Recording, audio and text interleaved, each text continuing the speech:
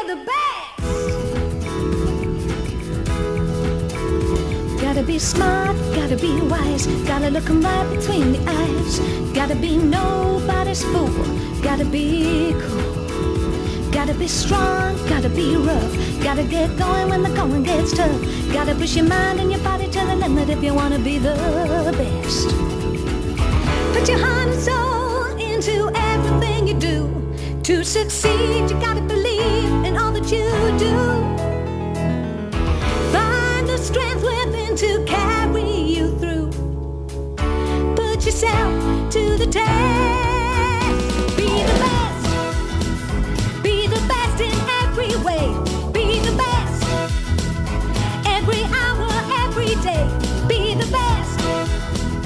Gotta find the will to win. Be the best. Don't give up and don't give in. You gotta disregard the rest. Fit for the best. Hi, welcome to Fit for the Best. I'm Ian Jennings and I work as a physical training instructor serving with the Army Physical Training Corps. This is a video about your body and how to make it look good, feel good and do the things it's been designed to do as well as it can. It's been made for people who need to build up their physical fitness before they join the Army, but anyone can use it. Stick with us and you'll find that you'll have more energy, improved health and what's more, better overall well-being. We're going to show you how to work on the 3 basic areas of fitness, which everyone needs to get the most from their bodies. First, stamina. That really means how strong your heart is. Second, upper body strength, arms, shoulders and abdomen. And third, lower body, your legs. To help me, I'm joined by some of my fellow Physical Training Corps instructors. Warrant Officer Class 1, Suli Alaji. Hi. Sergeant Barry Stoddard. Hello there. Sergeant Sue Blake. Hiya. And Sergeant Rod Leach. Hi. We also have a group of volunteers to demonstrate the different fitness activities you're going to see. Hey! They're all new recruits into the Army and they've been with us just a few months and already their fitness has started to develop and will need to keep on improving when you consider the jobs soldiers now have to do. No job gets you fitter than this. To be a soldier today, you need your mind focused, your brain switched on, and your body firing on all cylinders. You need upper body strength to climb over obstacles, or abseil down a precipice. You also need it for shifting equipment and ammunition. You have to work fast and preferably not drop anything, especially one of these. And that means you need strong arms, shoulders and stomach muscles. Soldiers need to combine upper and lower body strength, good legs to you and me, to stand up to the strain of carrying a 25-kilo pack on their backs. Or to carry someone out of trouble if they're injured. And of course, they need lots of stamina to be able to keep going all day and night if they have to. Not surprisingly, a large number of people in the Army excel at sport, and quite a few of them have become international competitors.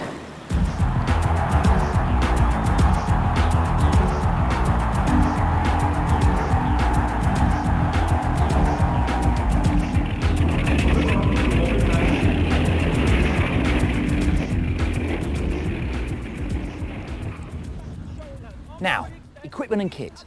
What are you going to need? Fortunately, getting fit doesn't cost a lot of money. We've based the locations in this video around one of our Army bases in Cyprus, but we could be anywhere in the UK, because everything you're about to see can be done with things you can find around your home. But what you must have before you start is a good pair of cross trainers or purpose-built running shoes. They don't have to be the really expensive ones, but they do need a good stable, supportive sole. That's the most important part, because it helps absorb shock and prevents the jarring of your knees and spine. The other thing you need is a goal. What you're aiming at is this. These are the fitness targets that new Army recruits have to reach before they're allowed to start their basic training. If you can achieve them, you'll be in pretty reasonable shape. You'll find those targets in the goals booklet that came with the video. But you're not going to get there overnight. Getting fit is like a journey. As well as your destination, you need to know the stages along the way. In the goals booklet, you'll find that each target is broken down into stages that everyone can manage easily. So, where do you start? It doesn't matter what kind of training activity you're doing. The place to start always is with a warm-up. There are two reasons for warming up. One is to increase your heart rate so that it pumps more blood to the muscles, which gets them ready for action. The second is to give your muscles a gradual stretch to prevent minor pulls or tears. You also need to do the same exercises after training so that your body can slow down gradually. You can do this anywhere, on the street, in the garden, wherever it's convenient. Same shoulder backwards. To get warmed up, you do some gentle running, and you can stretch your upper body at the same time. This one's for stretching your triceps and the muscles around your shoulder girdle and upper back. Place your arm behind your head so that it's touching the shoulder blade on the opposite side. Place your hand just behind the elbow and pull inwards gently. This is called a full circle, and it mobilises the shoulder joint. Extend your arm in front of you with your fingers pointed. Make a circle, brushing past your ear and your hips back to the start point. Make sure you do this in both directions. Now a couple of lower body stretches. Stand with one leg in front of the other, legs slightly apart, both feet facing forwards. With feet flat on the floor, place your hands on the front of your thigh on the rear leg and ensure that your back stays straight. By keeping your front leg straight and your rear leg bent, gently drop your body weight down towards the ground until you feel your hamstring stretch. Go down, feel a stretch on the back of the right hamstring. Hold it there. Hold the stretch for about 7 to 10 seconds before changing legs. Over. Left foot forward. Be careful not to overdo it. Sink down, hands on the right It thigh. is important Back nice not and to flat. bounce when Sink doing down, these exercises. stretch. Hold that stretch and slowly stand up. Step forward with the right foot. Make sure the left foot is to the rear and pointing forward. This is a calf stretch. With one leg in front of the other, make sure both feet are facing forwards. Place your weight on your leading leg and at the same time go onto the toes of the rear leg. Keeping the weight on your front leg, slowly push your heel down and feel the stretch. Again, don't overdo it. Hold it, and slowly stand up. Okay, from there. And finally, an exercise for the large muscles at the front of the thigh, the quadriceps. Stand with your legs slightly apart, lift one heel up and hold your ankle. At the same time, slightly bend your supporting leg.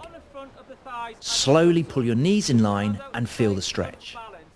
To emphasize it even more, push your hips forward and stand up straight.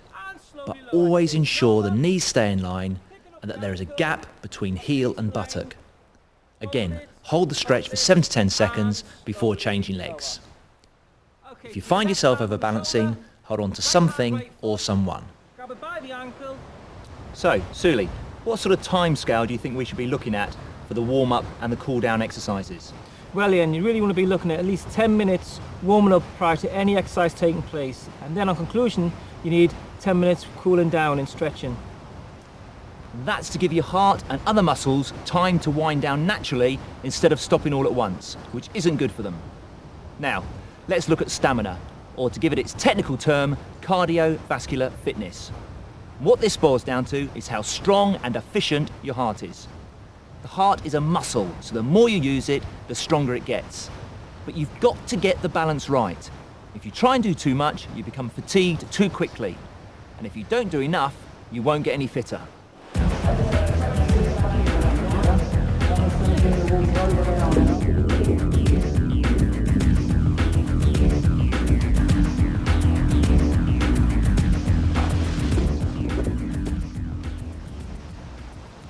Fortunately, there's an easy way to get this right.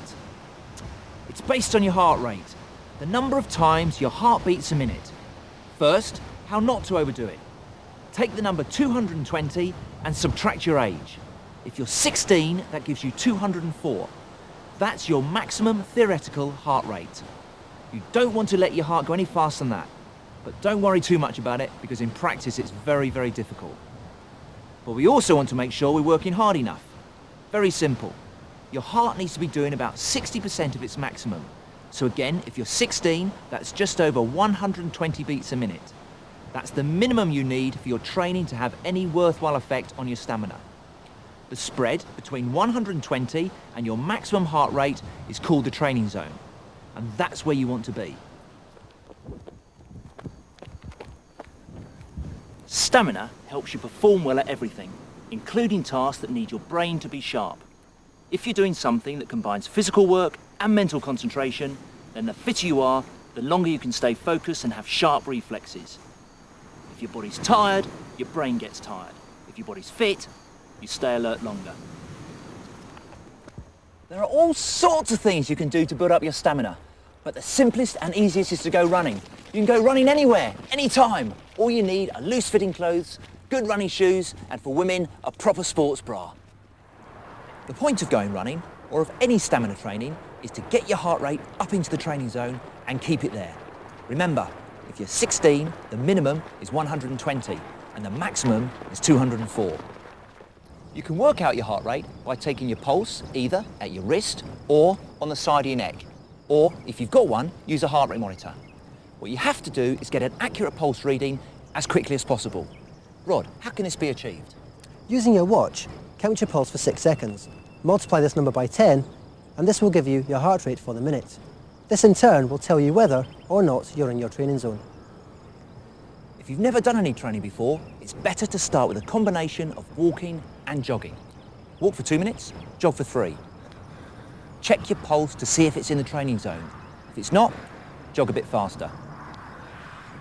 The next time you go out, increase the amount of time you walk and jog until you reach 25 minutes. The next time, do 25 minutes again, but with more jogging and less walking. The goals booklet will show you how to build up from walking and jogging to jogging and running, whilst increasing the amount of time you do by 5 minutes a week. By taking it in easy stages, you'll be amazed how far you get. If you can do that, you should have no problem in running 1.5 miles in 11 minutes 45 seconds, which is what our recruits have to do.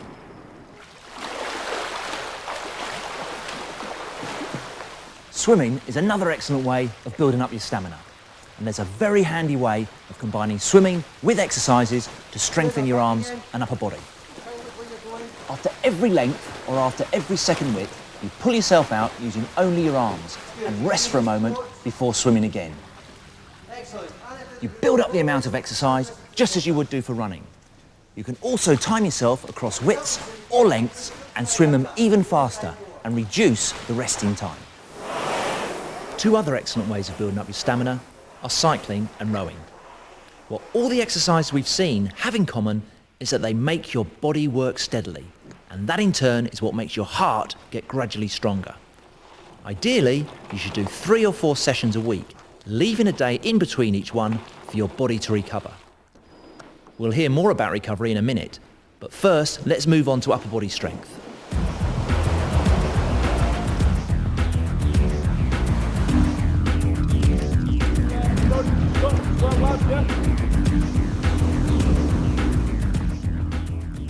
You obviously need upper body strength for lifting things, but more important than that, you need it for lifting yourself or other people, especially to get out of trouble. For example, could you pull yourself over a wall or climb up a rope if your life depended on it? Could you carry a mate if he's broken his leg, or if you were trying to get out of a burning house? Sounds scary, but it shows that upper body strength is not just about preening your biceps. As you can imagine, the Army takes upper body strength pretty seriously. And the 2 simplest exercises we can use, which you can do anywhere, are press-ups and sit-ups. Up, down. Keep your back straight on the press-ups. Up, down. Heads up, This may not up, look like a barrel of laughs, down. but press-ups are an incredibly effective way of strengthening your arms. Up, The key to making it really work for you is to keep your back as straight as possible. up, This encourages you to use your back, stomach and thigh muscles correctly, as well as your arms.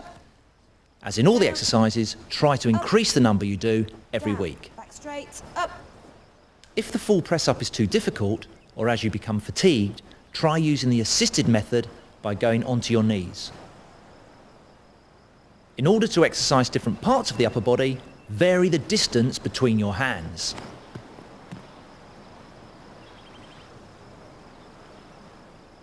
This is called a tricep dip. Feet on the ground, hands on the chair, and push up. If you fancy a bit of weightlifting, you don't have to buy expensive kit. 2 bottles filled with water or sand, and you've got a homemade dumbbell that you can set to any weight you like. This is exercising the bicep muscle of the upper arm. Stand with your legs shoulder width apart, bend your arm steadily through 90 degrees towards your shoulder. Okay, and feet flat on the ground, hands across the chest. For strengthening your stomach muscles, it's hard to beat the well-known sit-up. Good. Keeping your feet flat on the floor, legs bent, place your hands across your chest. Exhale as you sit up, ensuring that you keep your hips on the floor. Start with 5 and build up to 10, then 15, then 20. This is not only strengthening and toning the muscles, it's also helping you to develop a good posture for your spine. 90 degrees and down. Good. These are called alternate leg raises. Prop yourself up on your elbows, legs straight. And down. Then raise one leg off the floor, lower it and raise the other one in a continuous action. Start with 10 on each leg and build up in increments of 5. And down. Up Ensure you don't lean back whilst doing the exercise. and down. And up This exercise is for your lower back. It's called a dorsal raise. and down. Lying flat on your stomach, arms by your side, slowly raise your shoulders and chest off the ground. Hold momentarily before slowly returning to the starting position. Ensure that throughout the exercise you keep your backside relaxed. And down. And up. Good. Down. And up. Ankle steady. Hold. So Sue, what's the most important thing to remember when doing these exercises? Well, the most important thing is to do the exercises correctly and then try and build up the number of repetitions steadily. How often do you think we should be working each body part? I would say 2 to 3 times a week. Just as with your stamina training, you build these exercises up in easy stages, and that's all explained in the goals booklet. Keep your elbows in. It's also very important that you allow a rest period between each session of exercise. The reason is that when you train, you are asking your body to do more than it usually would. It's actually why you rest and recover that the body responds by adapting the muscles to cope with the new workload. That is how you get fitter and stronger. Something else that's very important is that you eat the right food. There's not a lot of point in training hard to look good and then ruining it by eating and drinking too much of the wrong stuff. The first thing to realise is that the human body is incredibly economical. It doesn't need a lot of food. Believe it or not, all the average adult male needs to get through one day without any particular strenuous activity is 2,500 calories. Women need even less, but for both sexes, the important thing is to get the balance right between carbohydrates, protein and fat. Ideally, about 74% of your diet should be carbohydrate. That's things like pasta, rice, bread and potatoes. About 15% should be protein. That's chicken, fish, beans, lean meat and eggs. And roughly 11% should be fat, which can be found in most dairy products. The trouble is that most of us eat too much fat, and it's easy to see why. The problem with fat is that it's everywhere, in crisps, chips, burgers, fried food, chocolate, ice cream. In fact, mostly all the foods that are easily accessible. Generally, people have no idea how much fat they're eating or how many calories they're consuming. So if this is what your diet looks like, you might want to have another think about it. It's just too easy to eat too much of the wrong sort of food. Another way to look at it is like this. If you eat a chocolate bar, it takes about half an hour to burn off the calories you've taken on board. So imagine the amount of time you'll have to run to burn off a quarter pounder and fries. Also, watch out for eggs. Although high in protein, they're also high in cholesterol, and that's not good for your heart. So next time you sit down to eat, think about what you're consuming. Another thing that undoes all the hard work is alcohol. It's deposited in your body as fat, and it also dehydrates you. Never ever drink alcohol before or just after an exercise session. Stick to water and lots of it. Cheers. The other big no-no, of course, is these. Cigarettes carry a government health warning about cancer, and they may also clog up your arteries.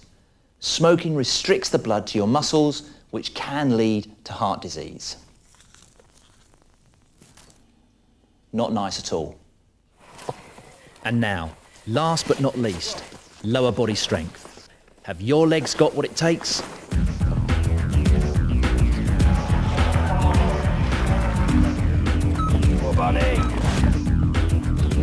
However inactive we are, most of us spend a reasonable amount of time on our feet, so our legs tend to get a bit more exercise than the rest of our bodies. But we'd have a long way to go to match people who depend on real leg muscle power to be the best at what they do. And even if you don't want to be a champion surfer, strong legs are essential for lifting heavy objects and for being able to run fast. They're not bad for self-defense either. Exercise, begin. Going down and up. For thigh muscles, one of the most effective exercises is the squat. Down. It's very simple. Keep that back straight, keep looking forward. Down. Keeping your back straight, raise and lower your body, making your legs do all the work. Place your hands on the front of your thighs, bend your legs until your fingers touch your knees, and then return to the start position. Exercise everywhere. Down and up. Back straight, looking forwards. Another favourite is the step up, which also helps with stamina. It's not unlike climbing up a steep hill. You can do this at home using a chair or outside using something like a park bench. You need to find something solid that's not too high. Up, down, down. And up, and down. And up, and down. These are hill raises and they're great for strengthening your calves. And down. Keep looking Stand, forwards. legs shoulder width apart, extend slowly up onto your toes, hold momentarily before lowering again. And down. And one of the best exercises of all is good old-fashioned skipping. And hold it there. So, Barry, obviously finding a piece of rope isn't a problem, but what are the benefits of skipping? Well, it's a good way for building up your calves and thighs, but more importantly, it is a superb way for building up your stamina. Exercise, begin. You can combine all the upper and lower body exercises you've seen here into a circuit. It means you'll be strengthening all the muscle groups and building up your stamina at the same time. Exercise, begin. Come on, good. Well You done on the must squats. make sure you Well rotate extend, between press upper up, body, steady, hold, abdominal place, and change. lower body Ready, exercises ready. to give the various muscle Exercise. groups time Begin. to recover. Come on, let's go. Well done on the tricep dips.